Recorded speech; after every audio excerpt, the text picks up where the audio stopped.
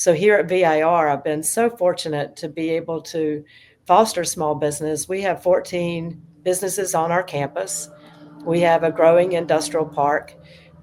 I never thought we'd run out of land with 1,250 acres, but we don't have that many lots left. And so I'm very particular about who I let into the family now because I want to make sure that they can benefit from the tenants around them and the racetrack operations and also bring more to all of us to make the pie bigger. So anyone that wants a bigger piece instead of growing the whole pie is probably not going to get to be here.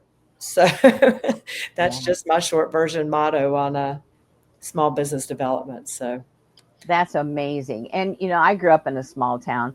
You said small town 17,000. That'd be a big town. I grew up in a little farming community of 2,200 people ah, in right along the Mississippi River in Illinois. And there's nothing like the experience of small town, the school, everybody knows everybody, which can sometimes not be a good thing. But the other side of it is it's a different atmosphere when you yeah, grow up in that kind of an area. So it is. And when I moved to New York, I lived in Putnam Valley, which is it was just over 7,000 and large geographic area right off the Taconic State Parkway.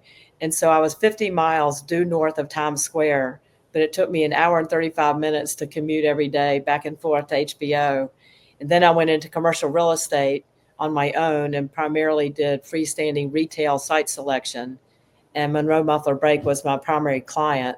And so I located 60 stores for them in 4 states and a bunch of Rite Aids and McDonald's, Pep Boys, whatnot. I really liked the automotive segment because I yeah, was always a car girl. Went to a lot of car shows, a lot of swap meets.